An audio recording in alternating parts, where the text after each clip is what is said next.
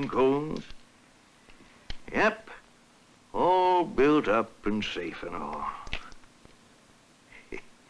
Hey, of course, weren't always that way. No? Long time ago, before your time, used to be just mainly wild country. Well, seas had to be sailed for trading, woods had to be cleared for farming, frontiers had to be settled for living, and railroads had to be built for traveling around. Took brave men to do that. Big men for a big country. Men like old Stormalong out east, and Paul Bunyan up north, and Pecos Bill out west, and of course John Henry down south. When I was a young'un, I learned the tall tales about them fellas. So I figure it's your turn to hear about 'em now. Take old John Henry, a steel-driving man, spent most of his life laying railroads down south. A born railroad man. John Henry lying in the cradle, rocking with his mama's hand. His daddy gave a long and a lonesome cry. Gonna be a steel-driving man, Lord, Lord.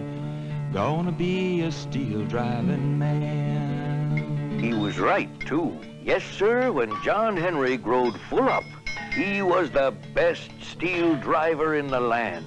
He could do the work of 5 strong men all day long and then go courting at night. Well, he married Polly Ann, pretty little girl, and they went on out to West Virginia to work on the Big Bend Tunnel. Worked on a fine crew for Captain Tommy. Well, sir, one day, a slick-looking stranger come up. Stranger showed Captain Tommy a newfangled steam drill. Said it could do the work of 3 men in half the time.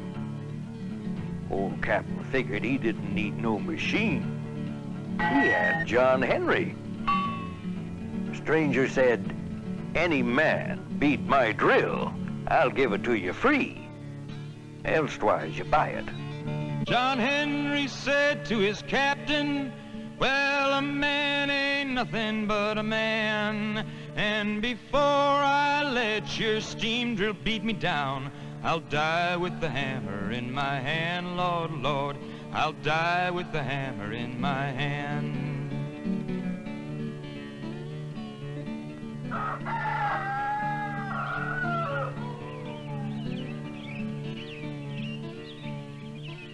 Next morning, folks from all around come to see the great contest.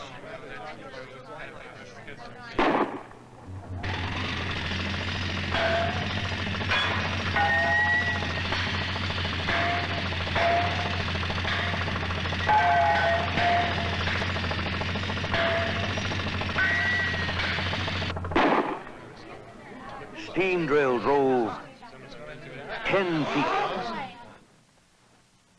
John Henry, 14 feet.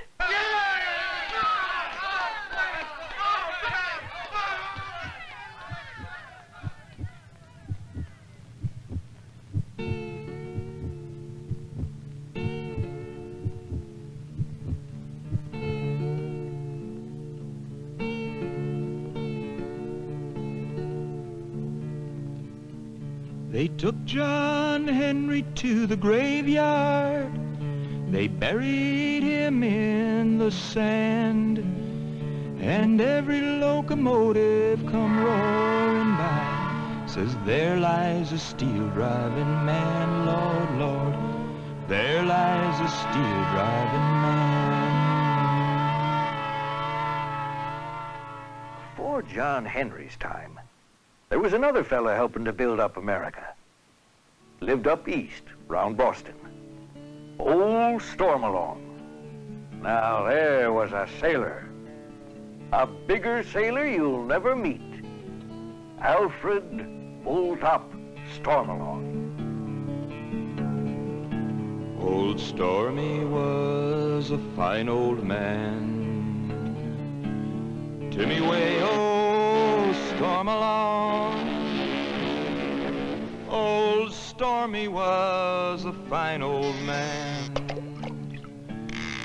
Way, hey, hey, Mr. Stormalong. Greatest deep water swab that ever was.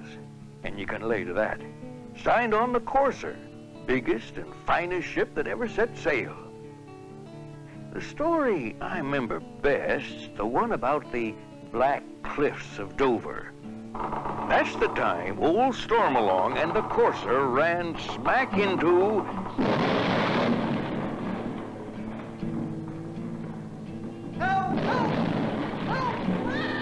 the world's meanest hurricane.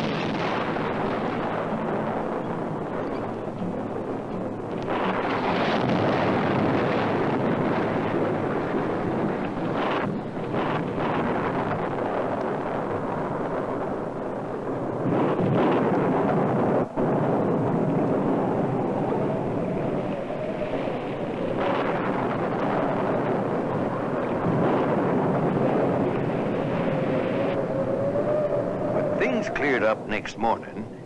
Old Captain Starbuck saw they were caught in the North Sea, heading south. Now, even a landlubber'd know the courser's too big to squeeze through that channel.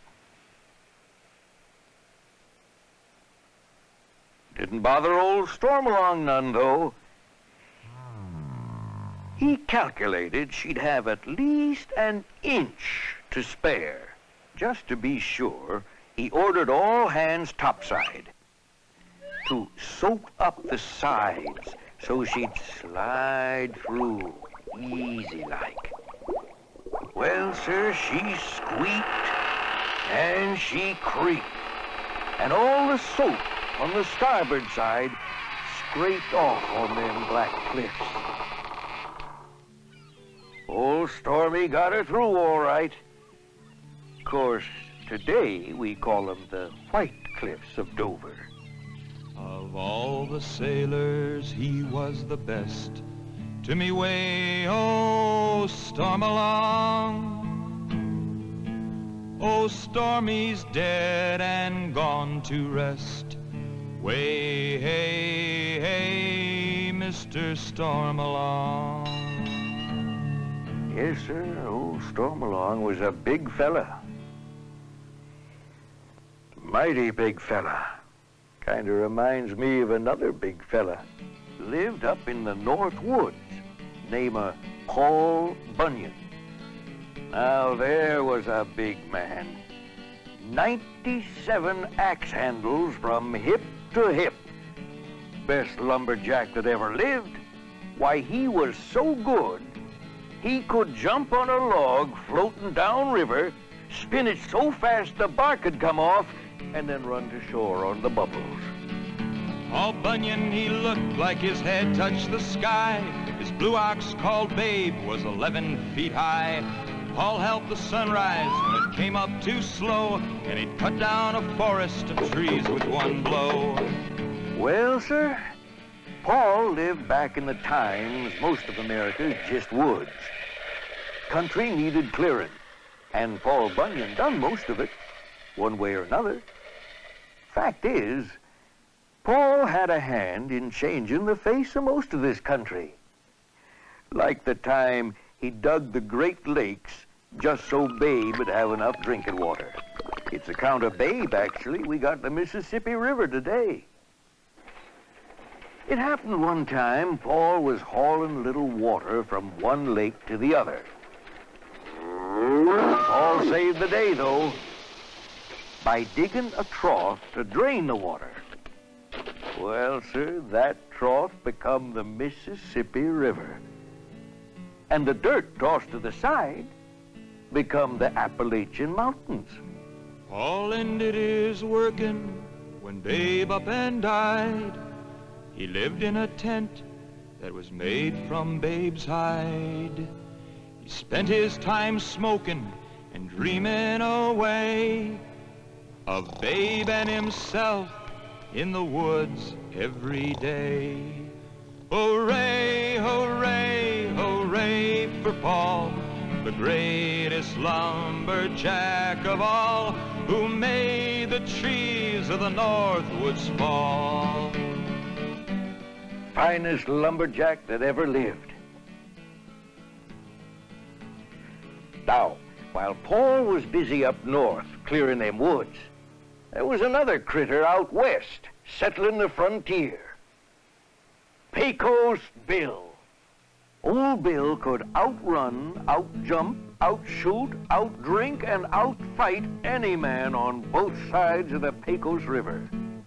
There's some folks say he was raised by a pack of coyotes. All the same, one morning at breakfast, when Bill was full grown up, a cowpoke come by and told him he's plumb loco thinking he's a coyote. Why, you're plumb loco. Seeing as how he didn't have no tail and all, Bill decided then and there it was time to be a human. Or, leastwise, a cowboy. Being a cowboy now, of course, he didn't take kindly to walking. Luckily, a wowzer happened by looking for breakfast. Now, a wowzer's half mountain lion and half grizzly bear, and meaner than both.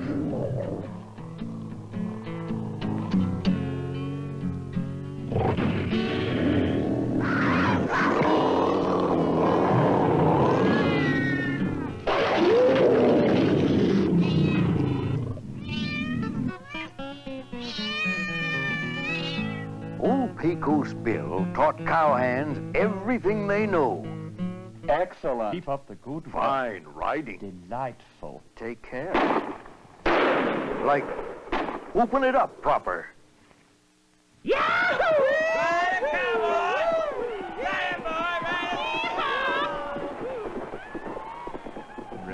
Taught 'em singing, too. About gently down the.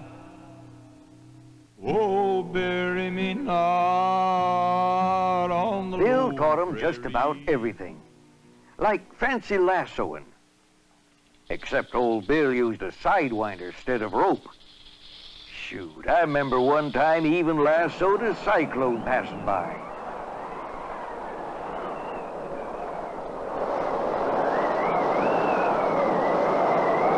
That was Bill's idea of fun. Well, sir, that cyclone reared and bucked, but just couldn't throw it. So it rained out from under him. He hit that ground so hard he drove it straight down 100 feet below sea level. He called the place Death Valley, and it's still there today.